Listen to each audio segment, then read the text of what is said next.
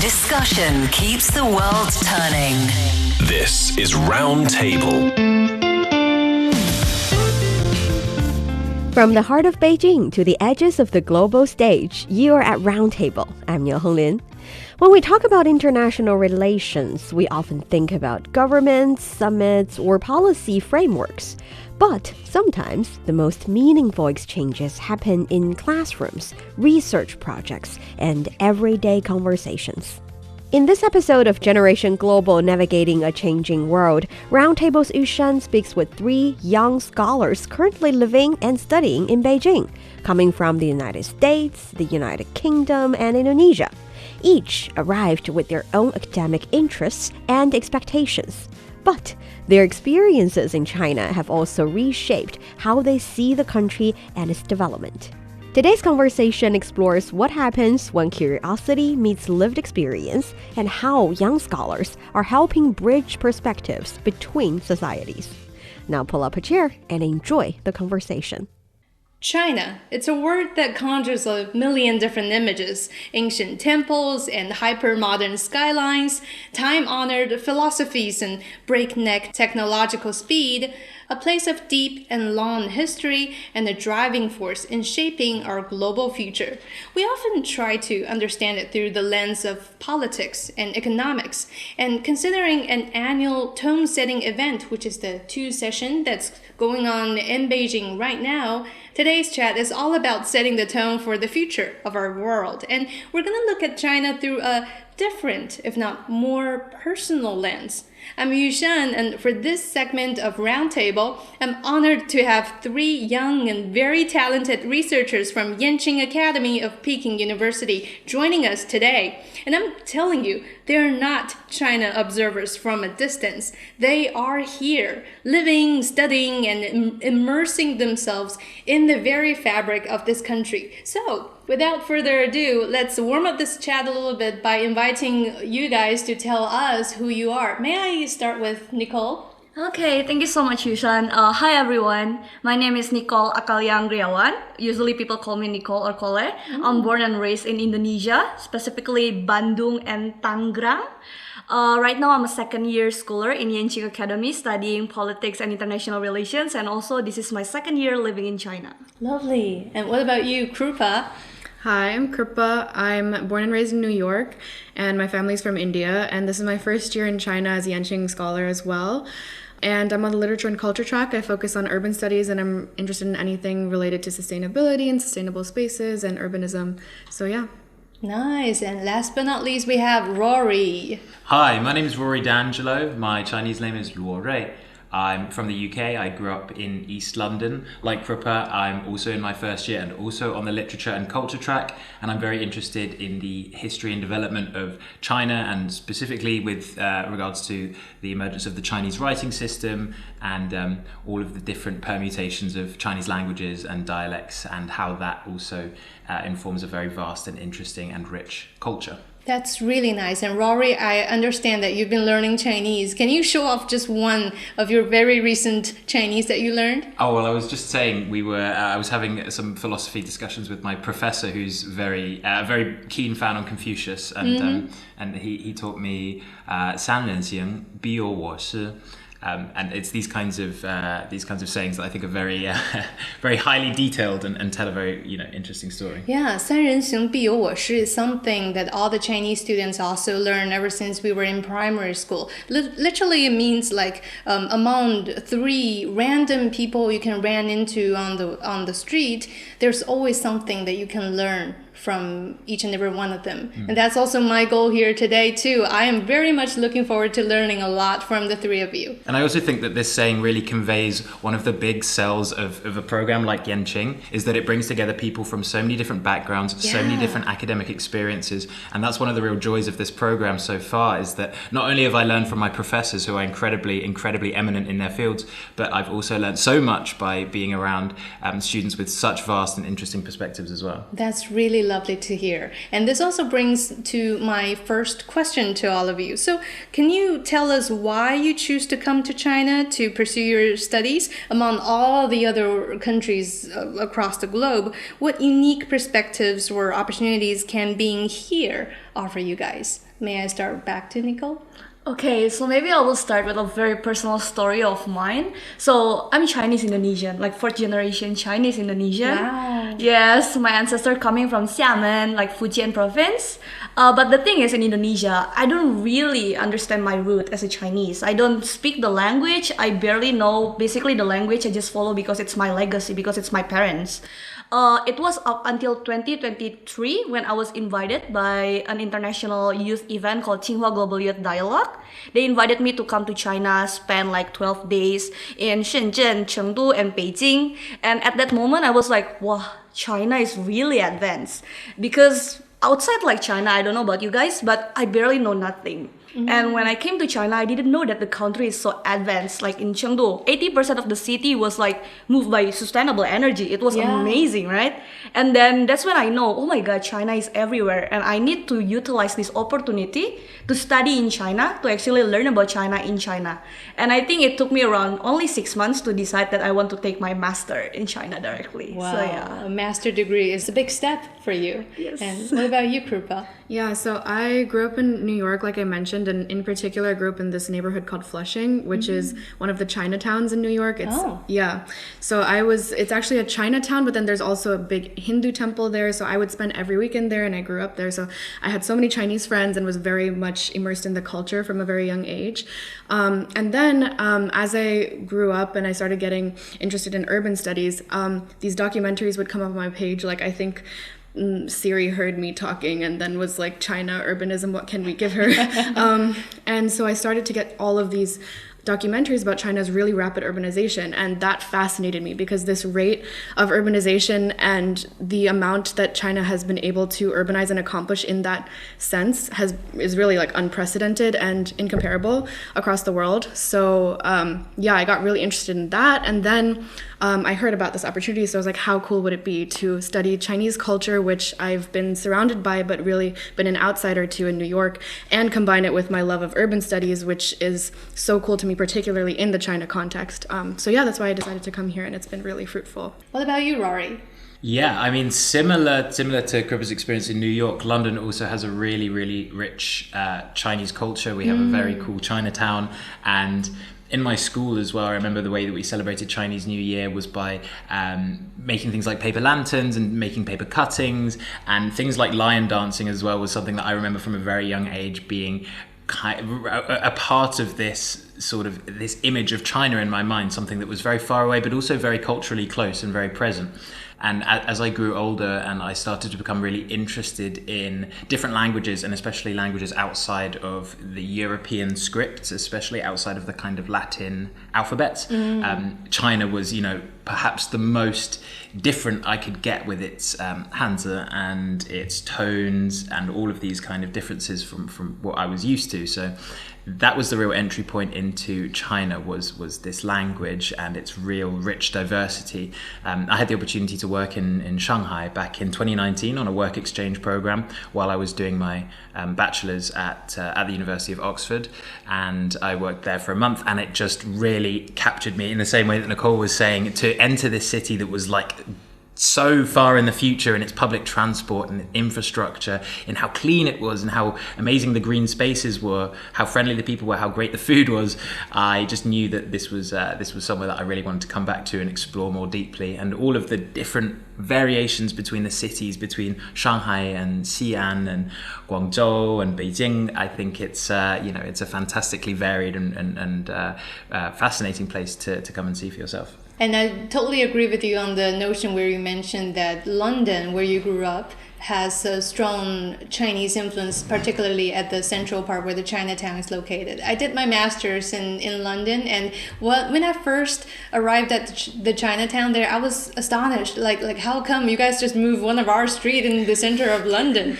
But yeah, that's how the Chinese influence is right now, globally speaking. And for my next segment, I'm going to dedicate it to Krupa as a start. I understand that you did a very interesting study on heritage heritage preservation of South Chinese minority architecture back when you were studying in Cornell. Can you tell us a little bit about that? Yeah, so I was really interested in architecture in general, and I didn't know what area I wanted to focus on, so this started as a very big Asian architecture overview, but then I got really fascinated by South Chinese ethnic minority groups and their architecture just because of how diverse it was, and it was very different than other forms of architecture that I had studied before.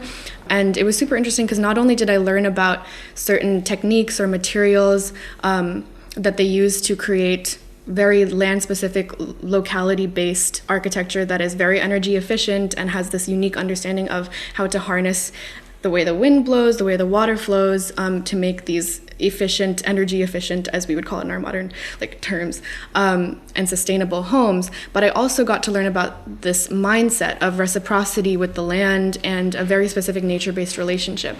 At the same time, I was actually taking an Indigenous Studies course, and this kind of showed me that this concept of reciprocity towards the land and that sort of attitude that informs this advanced architecture is kind of universal. And so that really brought me into this whole Indigenous architecture, including Indigenous voices, whether from China or across the world, into sustainability dialogues. So yeah, that independent study was kind of the start of my career after computer science, which is what I majored in undergrad. And also here in Anqing Academy, you focus on sustainability and the wisdom of Chinese ethnic groups as a main research interest, which is very fascinating, by the way. So looking at the bigger picture here, where do you see your work making the real tangible differences? Is it back in your home country, or perhaps in the way that we approach cross-cultural collaboration in designing architectures? I think likely cross-cultural collaboration, just because this concept of understanding the land and this concept of indigenous communities stewarding the land that they live on for centuries, not only protecting it and preserving it, but regenerative design, right, contributing back to it. That sort of wisdom is in China, it's in the US, it's in India, and so including those voices into conversations about sustainability, I think, is what I want to really contribute to, because I truly believe that this is a universal concept, and that learning from these communities and changing our mindset in terms of development to center those voices and learn from the ways that they have been preserving and regenerating land across the world is really important. Yeah, and I've also heard that you've been to an eco-village in Guangdong, which means that you've been traveling around. You've been here in Beijing and perhaps in other major Chinese cities. And then the eco-village with a main focus on sustainability and very intimate relationship with the local environment. So how do you see these two aspects reconcile with each other? Can the city learn from the eco-village or vice versa? Yeah, that's a great question. The eco-village is a really interesting concept because it's not like a traditional village where there have been some locals who've been living there for centuries, but the vast majority of the residents of the eco-village are actually urban to rural migrants. So this is a new phenomenon in China where for a long time, and even now, there are a lot of rural to urban migrants for work and whatnot, but as time progresses, there has been this increasing rush of people leaving the city to find peace and to reclaim their time and connect with nature. So that was a really interesting part of Chinese society. That was cool to learn from. And in terms of things that we can learn from that village, this was the main topic that we were talking about during that eco-fellowship. A really big one is this idea of community. How do we bring back community-based governance, resource sharing, and just a feeling that people have the capability and agency to make places their own and to preserve their culture, and rather than cities becoming a place of just market orientation or product or just work, bringing back life and culture and community into cities. I think that's a really big thing that this eco-village and villages in general kind of do, is this feeling that you can rely on one another. And so how can we bring people as agentive forces back into the city to reclaim kind of space and time? I think that's a really big topic, very many ways to approach it and not one solution, but I think, really important for creating happier and more socially and ecologically sustainable lives in the city. And now that you're in Yanqing Academy, there's even more local Chinese ethnic groups for you to study and walk around. I highly recommend Southwest China's Guizhou province, by the way. A lot of the southern Chinese ethnic groups dwell there, and their architecture are amazing. I will definitely check it out. Yeah, Thank you. And thank you so much for sharing. And now let's move on to Nicole. So I understand that, Nicole, you are the lead of the Student Association of Belt and Road Initiative Indonesia, SABRI. And speaking of the BRI, we have to mention the whoosh, right? The Indonesia's first high-speed rail that's traveling from Jakarta to Bandung. So for those of you who don't know what that is, that's a railway, high-speed railway of 142.3 kilometers long, and it's in operation since 2023, and it was built in cooperation with China under the Belt and Road Initiative. So, Nicole, what do you think that the high-speed railway has brought to the local communities along its routes? I understand that that's one of your research interests too, right? Yes, oh my god, you did the research on me. It was very interesting actually, because when it comes to Indonesia and China discussion, people will keep saying about the high-speed railway. Like sometimes if I talk to Chinese people, they will ask me, what do you think about the Kaltie, about the whoosh, about the Jakarta-Bandung railway? And to be honest, for me, even for as an Indonesian myself, I have never ride the railway. So here's the thing. So when it was officiated in 2023, I was already graduating from college and I already prepared to study in China. So I didn't really have the time to really take the train. So fun fact, my very first ever like high-speed railway was actually in China, going to Inner Mongolia. Awesome. Yes. How long was it? I think it was around only 2 hours from Beijing. It was very quick. It was also like Yanqing field trip, so thanks Yanqing for that. And then I shared that in my story, in my social media. And then when I share about like the inside and then the outside, all my Indonesian friends say it's just the same as in the Indonesia one. Lovely, right? And then I say, of course it makes sense. It was created by the Chinese company in Qingdao. That's why it was literally exported from China. And then based on the technology, China I think did a good job in transferring the knowledge, transferring the the material from China to Indonesia. But sometimes the thing that I want to explore more about this mega project that costs upon like 7.5 billion US dollar is the fact that development is always targeted to the people, yet the people is always the overlooked aspect when it comes to development. So right now, the perception on the people of like the high-speed railway, especially in Indonesia, is kind of mixed. Sometimes they have the concern about like the debt, whether Indonesia can actually pay the debt to China. Right. And also there are people who actually supported it, because here's the thing, Jakarta to Bandung, a personal story of me, I was born and raised in Bandung, but I had to move to Jakarta, Tangerang, and at that time it took me 6 hours car ride to move. 6 hours? 6 hours, it was crazy. At that time I feel like, oh, my life in Bandung already over. I could not meet my friend anymore. I cried my heart out because it's 6 hours. There's no way I can visit them in weekend. And then around like 10 years later, it was like the 2023, they told me, oh, we already have the high-speed railway. It only takes 55 minutes to go from Jakarta to Bandung. And I was like, if this were there 10 years ago, I would not cry. I would just visit my friends in the weekend.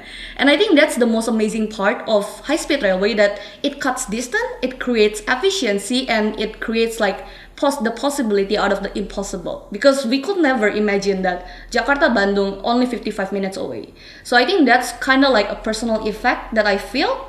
And that's why I did my research on the perception of the people towards the high-speed railway, because I want to know if, let's say, people support the railway, and then if people has concern, why is that? And then it's not only about whether it's good or bad, but rather I want to explore what shapes their perception. Is it their gender, their age, their education, and either their knowledge on BRI or their knowledge about the whoosh itself actually affects their perception. And I'm doing my research on that, and I'm writing my thesis on that as well. So yeah, wish me luck on that. Yeah, based on your research interest and also based on your initial findings, how do you think the Chinese model of development can be, especially in infrastructure buildings such as the high-speed rail, is transferable to other countries such as back home? So back in Indonesia, actually high-speed railway, it's not really a new concept for us. We already want to have this high-speed railway back in 2008 till 2012. The concept of this, I think, is applicable because first, Indonesia has a lot of land. I mean, compared to China, it's different, but we want efficiency, we want accessibility, and that's what China can provide. And the thing about China for me, they always build like infrastructure efficiently and then they can cut the costs. And I think that's what the Indonesian government want. And I do believe that the business proposal that China give a little bit more attractive. That's why Indonesia choose China as the tender. I think the other thing that really interests me to really study about high-speed railway is that BRI and then this high-speed railway infrastructure. It's about the people-to-people diplomacy. Yeah. Yes, it's about people-to-people. When it comes to development, you should always connect the people. You should always give it to the people. And that's what I think, so international relations, sometimes it's not about materiality. Sometimes it's not about economic. Sometimes it's also talking about like the effect of development towards the people. How this kind of like high-level development actually affect people's livelihood in every day. And that's why I decided that it's really applicable because Indonesia wants high-speed railway. Right now the high-speed railway is already there. Why don't we talk more about like what are the people thinking about? So I do hope I answer your question. Yeah, you totally do. And I really like the idea that part of your study is focusing on the bottom-up perspective, which is, for me, the first time I heard about it. And then I looked it up, like what it is. Apparently, it means to go from the people and then up towards how policy-wise or economic-wise we can make this society better for everyone in it. And I love that idea. That's what China is trying to, is aim at doing and planning our future here too. Thank you very much for your sharing, Nicole. You're welcome. And now we move on to Rory. I understand that you are very passionate with educational leadership. Yeah, I've always been really interested about the provision of education and how it's effectively managed at different levels. I've worked a lot as a teacher across different age groups, different abilities, both working both in London, but then also as a teacher to English second language students. And so education has always been really central to my life. Also, my father was a teacher for about 27 years before he retired. And so education has always been something that my family and that myself as well has always valued very close to my heart. Lovely. And your research covers vast areas like history, philosophy, and linguistics, and also dialects, which was beyond my expectation too. So how do you see these different fields connecting? For instance, can you share one thing about Chinese dialects that you really like or got you really curious? Yeah, I mean, it's a great question, and in two halves. I'll get the second half first about Chinese dialects because Sure. I think that the difference between a language and a dialect is always a really hard differentiation because when you compare Mandarin and Cantonese, they are in many ways as dissimilar as English and French are. So you have this incredibly wide web and network of different regional dialects or different languages, one might call them as well, of Chinese vernaculars. And for example, when you talk about Cantonese actually preserves a lot of the end-stop consonants that exist in classical Chinese. And so an interesting fact is that if you're reading, for example, Tang Dynasty poetry, Cantonese speakers can actually hear a lot more of the original rhymes because they preserve these some of the end-stop consonants. So for example, yi er san in Cantonese is ya yi sam, and so you have these kind of closed mouth consonants at the end that were dropped in Mandarin over the last several centuries. And so and you have lots of regional kind of flavors of Chinese as well. And I think really when it comes back to it, what interests me about this is that growing up in the UK, you have a very similar landscape. So, when I'm traveling and I meet someone from the UK, often we can tell where each other might be from before we even say, just because of how there are certain words that are pronounced in a certain way or certain slang that might be used. Right. And so in such a kind of growing up in such a vastly rich linguistic environment, I think I really found that same kind of appeal in the spread of Chinese as well. That's really fascinating. And you also mentioned an interest in learning Mandarin Chinese and linguistics. And by the way you demonstrated your Cantonese, I'm already very impressed. I only know Lei Hao. That means hello, by the way. That's my only Cantonese. So China, you know that we have a logographic system. We have strokes for the Hanzi, the Chinese characters, while many Western languages use alphabets. So this is a really curious one. How do you think the fundamental structure of a language, the way it's formed and used, actually shape how people think depending on which cultural and language background they're from? This is a very big question. I know. And I think that there are so many different theories and approaches. This is such a massive field of linguistics and sociology as well. How does language impact how people experience the world around them? Personally, from my experience of studying Chinese, I think it's opened up an entirely new way of viewing the world. I think that English is a language that has a massive vocabulary by virtue of both being colonized and being a colonizer. After the Norman invasion by France in 1066, English absorbed loads and loads of administrative vocabulary from French. We also had Vikings coming in to the British Isles as well, and so bringing a lot of Old Norse as well. And then over the centuries, as Britain became a colonial power, and also imported a lot from the areas that it was colonizing. And so English has become this real mix of different influences, and it creates a language that can be very, very precise. English has very precise terminology because it is very wide. But with Chinese, what I think is really, really beautiful, especially someone who loves poetry, is that Chinese has this fantastically rich metaphorical scope.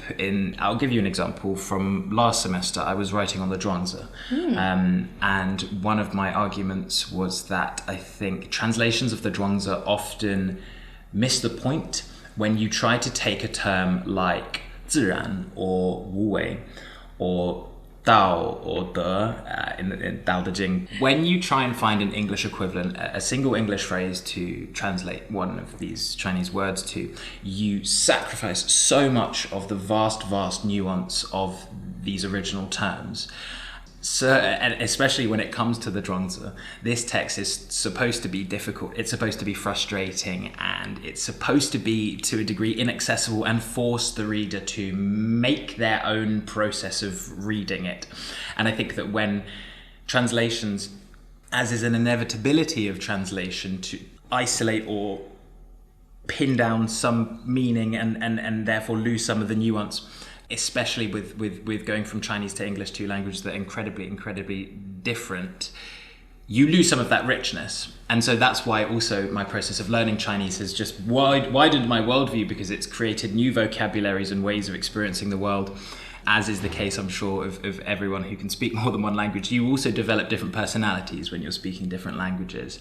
And I, growing up, I always really admired my friends. I grew up in a very diverse part of London, very linguistically diverse, and I was always in such awe of my friends who could speak, Polish or Punjabi or Urdu, or Romanian or French or anything. It was just so, I always wanted to be like them, and so I'm kind of, through this process, it's been almost like a pilgrimage of learning more about myself, and learning languages has been absolutely the way that I've been able to do that. That's so nice. And you know what? This is a perfect time for you to mention Zhuangzi, because during the Spring Festival holiday, we just aired a series under Roundtable that we recorded called Sage and Youth, Debating Zhuangzi's Tao.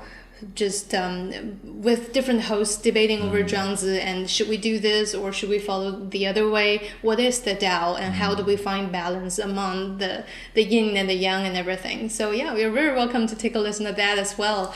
So we know that every country defines development differently. As Beijing is hosting the annual 2 sessions right now, we get a glimpse of how China develops as a country. And we know that China's development philosophy consistently follows the principle of inclusive benefit. That's something that we really value as a country. So from this perspective, the approaches we choose to address problems or to actually solve things that's noticeable in our society will kind of differ from those of Western societies. So, each of your research projects touches on the concept of development in different ways. And as we just rest on that keyword just a little bit, what has inspired you the most about the Chinese approach toward development? And if possible, can you give a small comparison with how the root of thoughts might be different back home? Nicole kind of mentioned this already, but I think coming to China firsthand, you can really see how efficient decisions are made. Yeah, so decisions are made extremely efficiently and implemented extremely efficiently, and that leads to a lot of change in a very short period of time. So the development of the high-speed rail, the rapid rate of urbanization, and that has such significant pros when you see how to the large degree to which China has been able to elevate a lot of people out of poverty. Yeah, I think that rapid pace has been the thing that has blown my mind. And in terms of comparison with back home, the US is kind of going through it right now. And I think at this point in our national government, we are struggling with kind of a personal agenda rather than an agenda focused on what will benefit the people. So I think that's our main issue. However, I will say that because I'm from New York, I have gotten a lot of hope recently because we have this new mayor named Zoran Mamdani, and he, I think, kind of echoes a lot of this notion of developing for the people, inclusive development, in New York City at least. And he's really trying to listen to people and hear their voices and develop in a way that benefits as many people as possible. So yeah, in that case, we can see some similarities, and I hope that that trend continues in the West. Interesting. Well, Krupa actually already mentioned what I want to say, but maybe I just want to complement on what she said before. So when it comes to development, the concept is always to develop something. You always move forward, and there will always be changes. And I feel like China really knows how to embrace the changes and how to make sure that the people are satisfied with the changes. And back in Indonesia, we also have the similar concept with what China is doing. It's the development for the people, because in our constitution, we believe that people's welfare should be affirmed, should always be prioritized. And that's what the government has been trying to do. But of course, it's not perfect. There's always another side of it. Even the high-speed railway development, a lot of people are very sad, especially those who live nearby the site, because they have to move. And even the companies don't really pay them according to the compensation agreement. And that's another side, but I believe that the government should be able to, compensate, or even notice that there is a side effect and how to actually embrace it and make the people on their side again. Maybe in another side is of course, when it comes to mega project infrastructure development, there will always be negative effect. But I believe that if the government could give another benefits, let's say cutting the travel time, or even giving them something that they could be, so development is not that bad. Mm-hmm. So I think that will be lovely. And I do believe that Indonesia can learn so much from China when it comes to government efficiency and even decision making, or even good governance. And I do believe that if Indonesia could learn from China, we could totally make a great output what China has been doing with their own development. Yeah, I definitely share the same ideas as my classmates as well. I think as well, something that really inspires me about China's approach to development is just how seriously it is taking a green transition. And China produces 92% of the world's solar panels, 82% of the world's wind turbines. And what I like is that this isn't a political question in the same way that it is in other countries. It is just common sense. And I think it has been, and for example, just walking around, you see so many electric vehicles, and it makes also just contributes to a much quieter city than the normal petrol powered cars. So you do have, I think, this kind of cleaner edge when it comes to questions of development, in the field of green transition. And that brings me to my next question, because all of you are here in the Yanqing Academy. So building on what you shared just now, what is the most important takeaway? It can be a concept or rather a skill, a value, or a specific piece of knowledge. What do you hope to bring with you after your studies are completed here? For me, someone said this to me in the eco-village that I went to, and this may have been said by a famous person, I don't know, but it's this quote that goes, "Seek first to understand and then to be understood." And I think that that has been really essential to my experience of China, because in the US, we hear a lot about China and are very quick to judge and put our own opinions out there. But being here, just experiencing a completely different way of thinking, a system born out of a completely different way of thinking, approaching with a sense of respect and just and the intention to understand and really empathize and understand that we are all coming from the same place as humans first, and to then only after we've like really made that effort to like put forward our own points of view, I think is something that is so simple but somehow so difficult to practice in the international context and in larger scale context.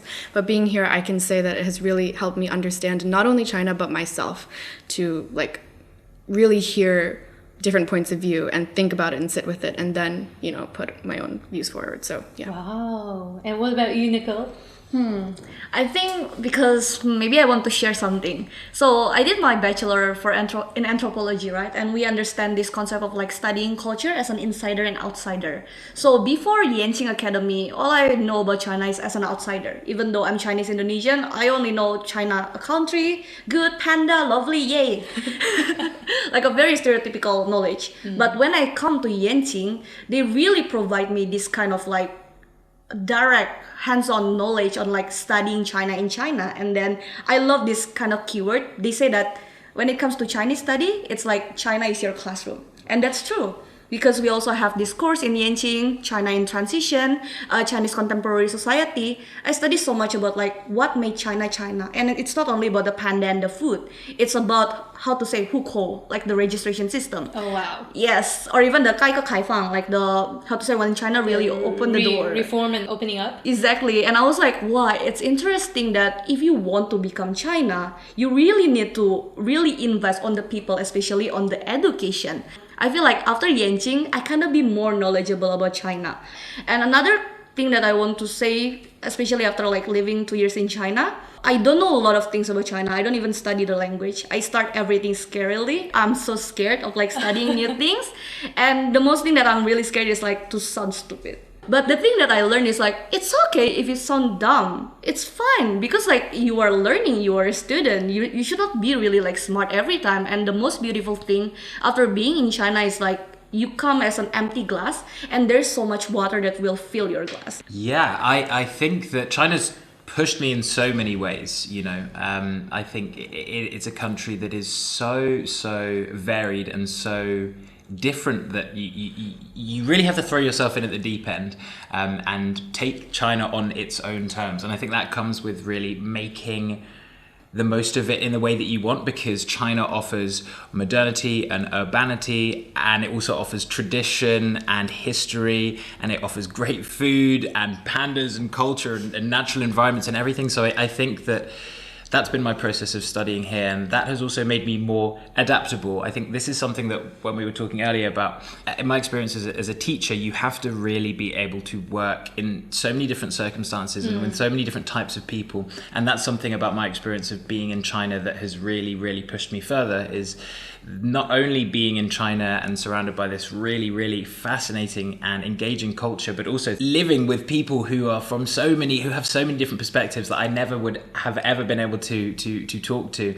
You know, I love debating, and I love challenging and being challenged, and you can come away from these conversations and just have such a new take on new things.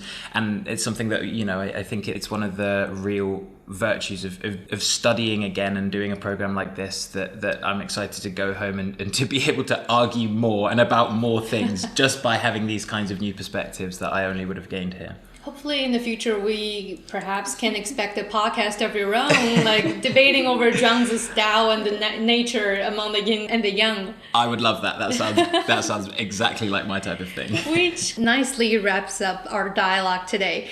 Nicole, Krupa, and Rory, each of you came to China with a different question. And together you've shown us that there is always more than one way to understand this country. To each of you, thank you for sharing not just your research, but also your personal journeys. And thank you for being so open about what brought you here, what you've discovered, and what you hope to carry back home. It's been a genuine pleasure chatting with all of you. And to you, our listeners, thank you for spending this time with us. I'm Yushan. don't go away just yet. Stay tuned for more discussions on Roundtable. That was Yushan talking to Krupa, Roy, and Nicole. From observations about China's rapid modernization to reflections on infrastructure projects like the Jakarta-Bandung high-speed rail to the cultural depth found in Chinese language and poetry, their perspectives offer a reminder that global understanding is often built through personal encounters.